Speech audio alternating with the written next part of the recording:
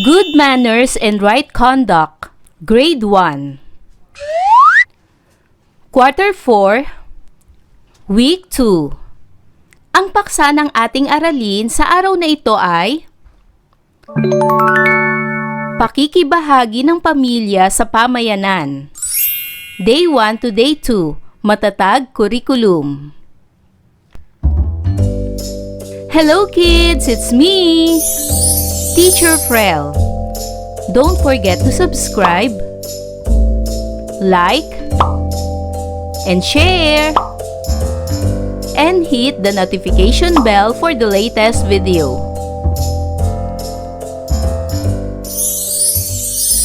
Sa araw na ito ay pag-aaralan natin sa asignaturang GMRC ang pakikibahagi ng pamilya sa pamayanan. Day 1. Mga layunin. Natutukoy ang mga paraan ng pakikibahagi ng pamilya sa pamayanan bilang bahagi ng pagiging mabuting mamamayan. Magandang araw sa inyo mga bata! Tayo ngayon ay mag-aaral ng isang bagong aralin. Bago tayo magsimula sa ating aralin, ay alamin natin ang ating pamantayan upang matuto. Una, umupo ng maayos. Sumunod, iwasan na makipag-usap sa katabi. Makinig ng mabuti sa guro. At kung may nais sabihin, ay itaas ang kanang kamay. Handa na ba kayo? Ngayon, tayo ay aawit sa tono ng Bahay Kubo. Alam nyo ba ang awiting Bahay Kubo? Pakinggan kung paano ko ito awitin at pagkatapos ay aawitin natin ng sabay-sabay. Maaaring awitin ng may pagkilos. Pakinggang mabuti kung paano ko aawitin ang awit na ito sa tono ng Bahay Kubo.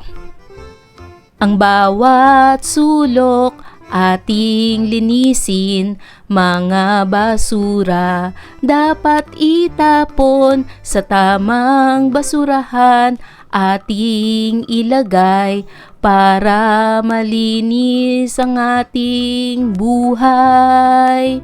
Malinis na kapaligiran, lahat tayo'y masaya at ligtas sa hangin, sa tubig, sa lupa rin. Kalusugan ay ating makakamtan. Ngayon ay sabayan nyo na ako sa pag-awit nito. Ang bawat sulok ating linisin, mga basura dapat itapon sa tamang basurahan ating ilagay para malinis ang ating buhay. Malinis na kapaligiran, lahat tayo'y masaya't ligtas sa hangin, sa tubig, sa lupa rin.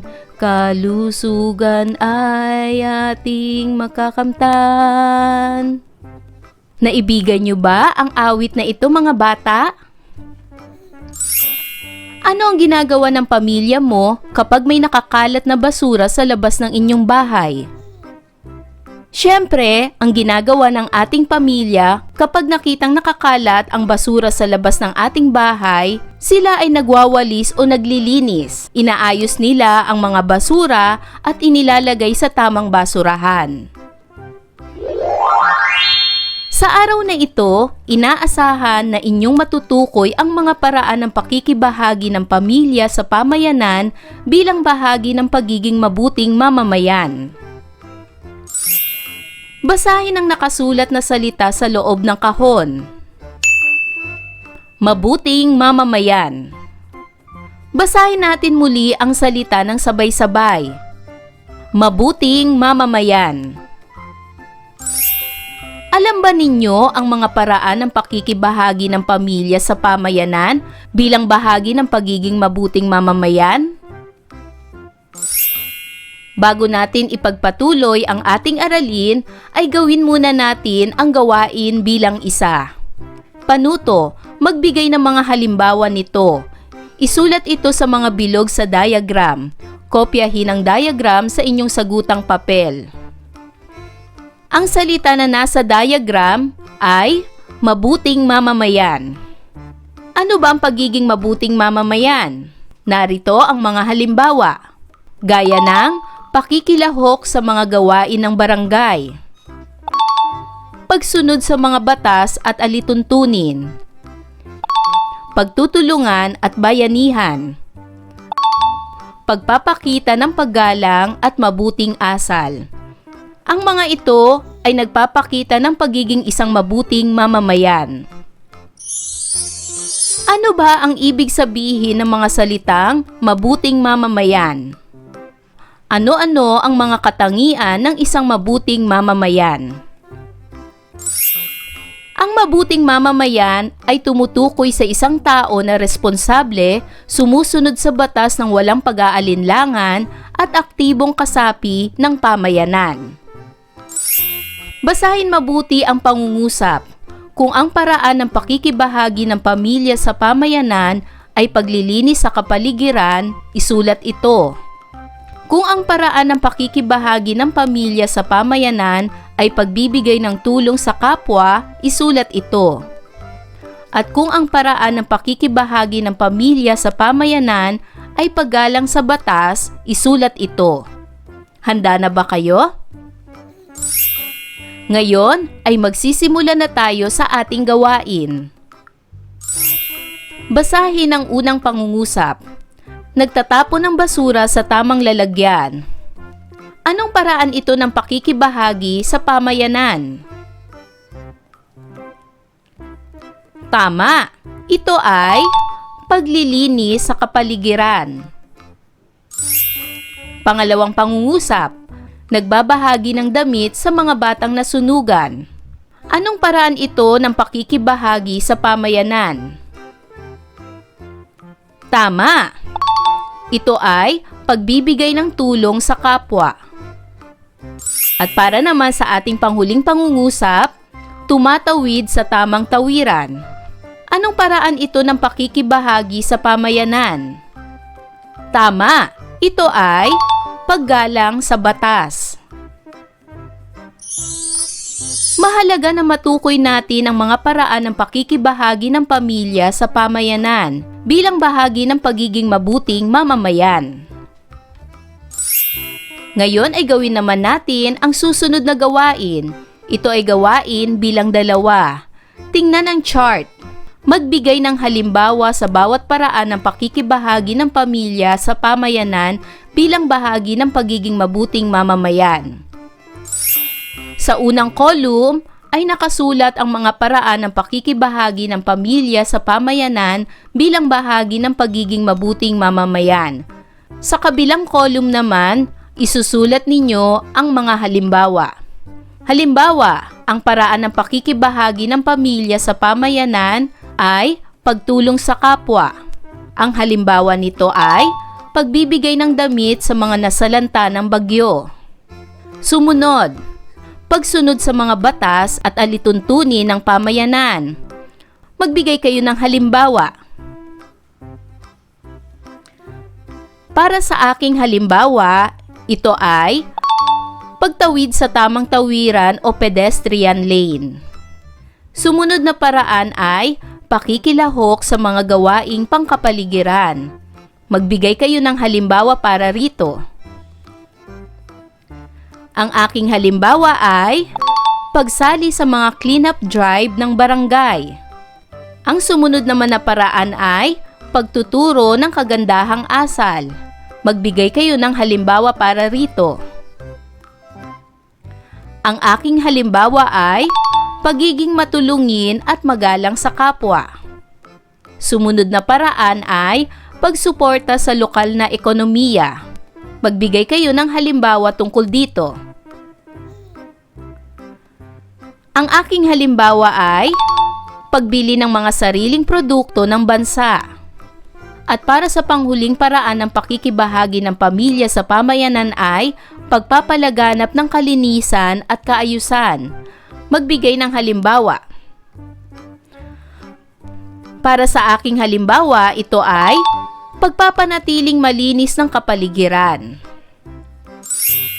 Ang ilang mga paraan ng pakikibahagi ng pamilya sa pamayanan bilang bahagi ng pagiging mabuting mamamayan ay ang sumusunod. Una, pagtulong sa kapwa, gaya ng pagtulong sa panahon ng sakuna o kalamidad tulad ng pagbibigay ng pagkain, damit o ibang bagay na kailangan.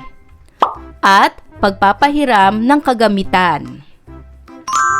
Pangalawa, pagsunod sa mga batas at alituntunin ng pamayanan, gaya ng pagsunod sa mga batas trapiko, pagsunod sa mga ordinansa ng barangay, at pagpapakita ng respeto sa mga kapitbahay tulad ng hindi pag-iingay lalo na sa gabi. Pangatlo, pakikilahok sa mga gawaing pangkapaligiran, katulad ng pagtatanim ng puno at halaman, paglilinis ng kapaligiran, at pagsunod sa tamang pamamahala ng basura, gaya ng tamang paghihiwalay ng mga basura at pagre-resiklo.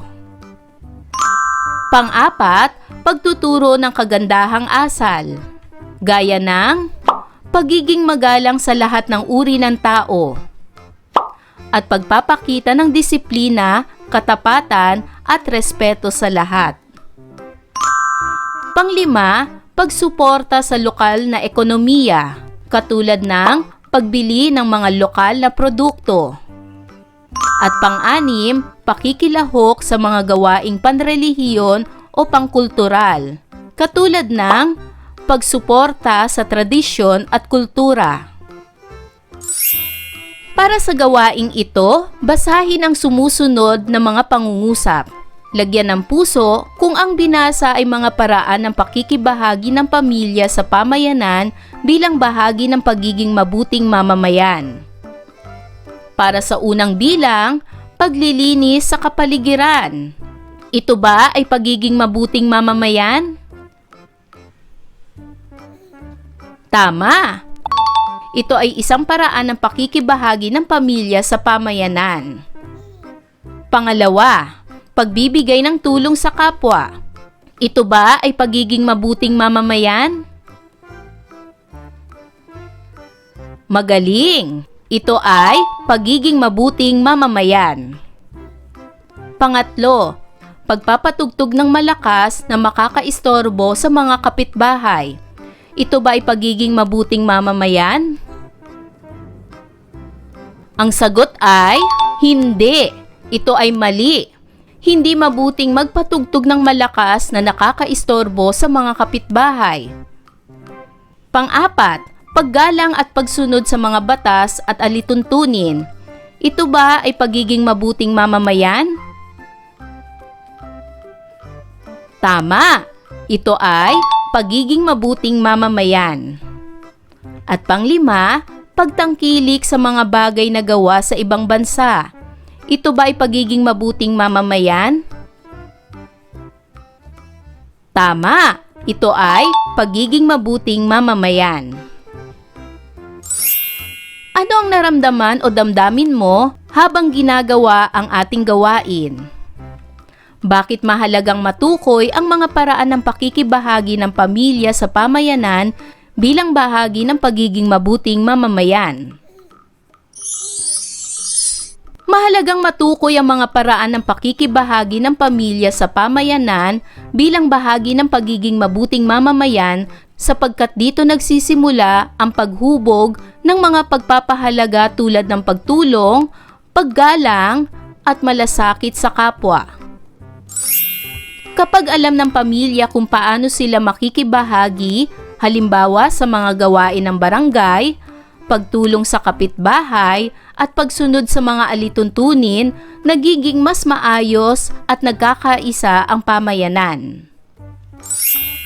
Sa ganitong paraan, natuturuan din ang mga bata ng tamang asal at responsibilidad Kaya lumalaki silang handang maglingkod at mag-ambag sa ikabubuti ng kanilang komunidad at ng buong bansa. Para naman sa gawain bilang 3, piliin ang mga larawan na tumutukoy sa mga paraan ng pakikibahagi ng pamilya sa pamayanan bilang bahagi ng pagiging mabuting mamamayan. Isulat ang letra ng larawan sa kwaderno. Alin sa mga larawang ito ang nagpapakita ng mga paraan ng pakikibahagi ng pamilya sa pamayanan bilang pagiging mabuting mamamayan? Tama, ito ay ang larawan A na kung saan ang pamilya ay tumutulong sa pag-aayos, paglilinis ng kanilang komunidad. Ito rin ay ang larawan B. Ipinapakita sa larawang ito ang isang pamilya na tumutulong sa pag-aalaga ng mga halaman sa kanilang komunidad. Ang larawan C ay hindi tama sapagkat hindi sila nagpapakita ng isang pagiging mabuting mamamayan. Sa larawan D naman, ipinapakita ang hindi pagiging mabuting mamamayan ng pamilya sapagkat sila ay nagkakalat ng kanilang pinagkainan kung saan-saan kahit na may nakasulat na bawal magtapon dito. At ang larawan E ay tama dahil nagpapakita ito ng pagiging isang mabuting mamamayan. Sumasali sila sa feeding program upang makatulong sa mga kabataan sa pagbibigay ng sapat na nutrisyon. At para naman sa gawain bilang 4, isulat sa inyong kwaderno ang check kung ang babasahin na pangungusap ay mga paraan ng pakikibahagi ng pamilya sa pamayanan bilang bahagi ng pagiging mabuting mamamayan at X kung hindi. Una, hindi hinahayaan na gumagala sa kalye ang alagang aso. Ito ba ay check o X? Tama, ito ay check. Ito ay pagiging mabuting mamamayan. Sumunod, tumatawid sa kalye habang nakailaw ang pula sa stoplight. Ito ba ay check o X? Tama, ito ay X. Hindi ito pagiging mabuting mamamayan. Pangatlo, pagwawalang bahala sa bakuna na ibinibigay ng Barangay Health Center para sa mga bata. Ito ba ay pagiging isang mabuting mamamayan? Tama, ito ay hindi. Dahil hindi nila pinapansin ang ibinibigay ng Barangay Health Center na libreng bakuna para sa mga bata. Pang-4, masayang pakikipaglaro sa kapwa bata sa parke. Ito ba ay pagiging mabuting mamamayan? Tama, ito ay check. At panghuli, pinaghihiwalay ang basurang nabubulok sa hindi nabubulok. Ito ba ay check o X?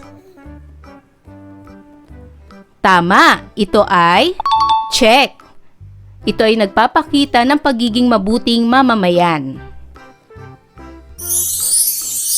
Day 2. Mga layunin. Una, nasasabi na ang pakikibahagi ng pamilya sa pamayanan ay nakalilinang ng mabuting pagkamamamayan. At pangalawa, napapatunayan na ang pakikibahagi ng pamilya sa pamayanan ay nakalilinang ng mabuting pagkamamamayan.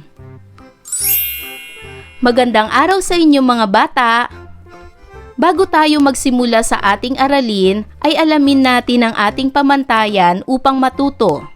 Gaya ng umupo ng maayos. Iwasan ang pakikipag-usap sa katabi. Makinig ng mabuti sa guro. Kung may nais sabihin ay itaas ang kanang kamay. Handa na ba kayo?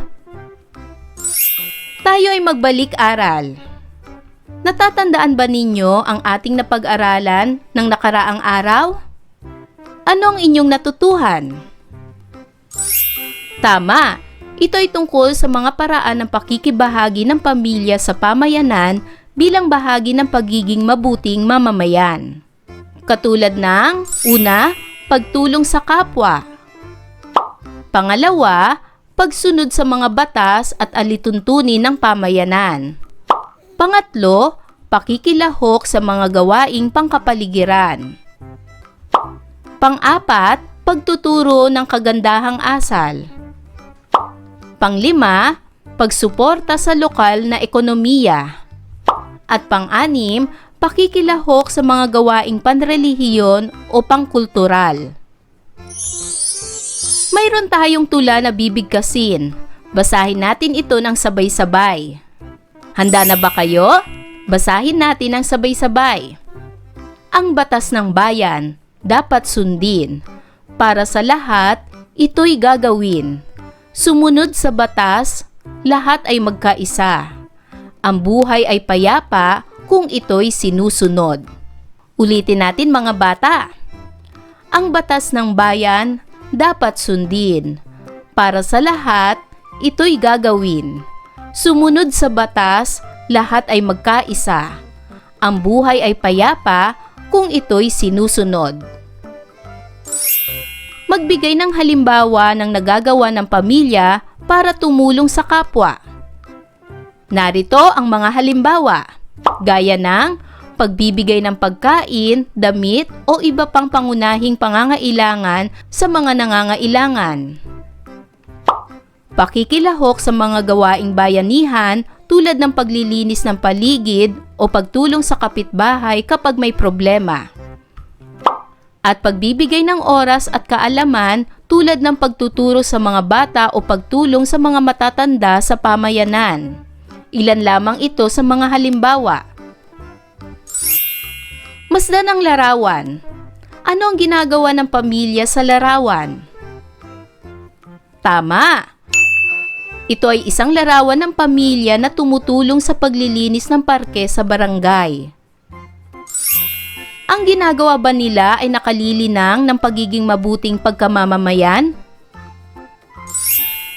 Ang pagtulong sa paglilinis ng parke sa barangay, katulad ng nasa larawan ng pakikibahagi ng pamilya sa pamayanan na nakalilinang ng mabuting pagkamamamayan. Sa araw na ito, inaasahan na inyong masasabi na ang pakikibahagi ng pamilya sa pamayanan ay nakalilinang ng mabuting pagkamamamayan. Inaasahan din na inyong mapatutunayan na ang pakikibahagi ng pamilya sa pamayanan ay nakalilinang ng mabuting pagkamamamayan. Alam ba ninyo ang ibig sabihin ng salitang nakalilinang? Ang salitang nakalilinang ay tumutukoy sa isang proseso na nakapagpapaunlad o nakapagpapabuti ng kakayahan. Basahin ang pangungusap na nasa kahon. Ang pakikibahagi ng pamilya sa pamayanan ay nakalilinang ng mabuting mamamayan. Sagutin ang mga tanong. Una, paano nakikibahagi ang inyong pamilya sa mga gawain sa pamayanan? Pangalawa, bakit ito ginagawa ng inyong pamilya? Pangatlo, ano ang nalilinang sa iyo kapag madalas mong isinasagawa ang mga paraan na nabanggit? Sagutin ang mga tanong na ito ayon sa inyong sariling karanasan. Ngayon naman ay basahin ng sabay-sabay ang mga pangungusap sa bawat kahon. Mabuting mamamayan. Paglilinis sa kapaligiran. Pagbibigay ng tulong sa kapwa. Paggalang sa mga batas. Pagboluntaryo sa mga proyekto ng barangay. Ating isa-isahin ang bawat konsepto. Mabuting mamamayan. Ang mabuting mamamayan ay isang taong nakikibahagi sa pagpapabuti ng lipunan para sa kapakanan ng lahat. Paglilinis sa kapaligiran. Ang pamilya ay maaaring tumulong sa paglilinis ng mga kalye, parke o bakuran ng paaralan para mapanatiling malinis ang kapaligiran. Pagbibigay ng tulong sa kapwa. Maaaring magbigay ng pagkain, damit o tulong sa mga nangangailangan sa pamayanan. Paggalang sa mga batas. Ang pamilya ay maaaring magturo at sundin ang mga simpleng batas tulad ng pagtatapon ng basura sa tamang lugar. Pagboluntaryo sa mga proyekto ng barangay. Tumulong sa mga proyekto tulad ng pagtatanim ng puno o pag-aayos ng playground para maging maganda at ligtas ang lugar para sa lahat. Ating alamin ang epekto ng pakikibahagi ng pamilya sa pamayanan na nakalilinang ng mabuting pagkamamamayan sa pamamagitan ng pagsagot sa mga tanong.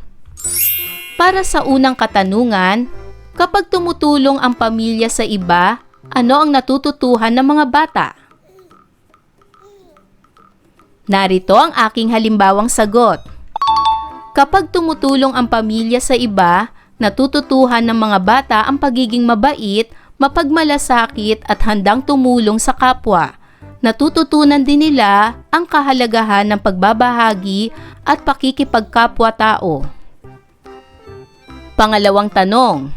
Kapag nagpapakita ng pagmamalasakit sa iba tulad ng paglilinis, pagtatanim o pagsali sa mga gawain sa barangay, ano ang natututuhan ng mga bata? Narito ang aking halimbawang sagot. Kapag nagpapakita ng pagmamalasakit sa iba tulad ng paglilinis, pagtatanim o pagsali sa mga gawain sa barangay, natututuhan ng mga bata ang pagiging responsable at pag-aalaga sa kapaligiran. Nauunawaan din nila na mahalaga ang mga ganitong gawain para sa ikabubuti ng lahat. Para naman sa pangatlong tanong, kapag nakikibahagi ang pamilya sa mga proyekto o programa ng pamayanan, ano ang natututuhan ng mga bata? Narito ang aking halimbawang sagot. Kapag nakikibahagi ang pamilya sa mga proyekto o programa ng pamayanan, natututuhan ng mga bata ang pakikipagtulungan, disiplina at pagiging aktibong mamamayan. Nakikita nila na mas maraming magagawa kapag nagkakaisa ang lahat. Para naman sa pang-apat na katanungan, sa pagsunod sa mga batas, ano ang natututuhan ng mga bata? Narito ang aking halimbawang sagot. Sa pagsunod sa mga batas, natututuhan ng mga bata ang disiplina, respeto sa alituntunin, at pananagutan sa kanilang mga kilos, na ihahanda sila na maging masunurin at responsableng mamamayan sa hinaharap. Mahalagang mapatunayan na ang pakikibahagi ng pamilya sa pamayanan ay nakalilinang ng mabuting pagkamamamayan. Ating sabihin, ako ay mabuting mamamayan. Ulitin natin mga bata. Ako ay mabuting mamamayan. Ngayon para sa gawaing ito, pumili ng kapareha. Basahin natin ng sabay-sabay ang mga salita. Paglinis sa kapaligiran.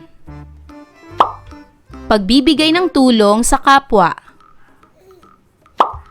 Paggalang sa mga batas.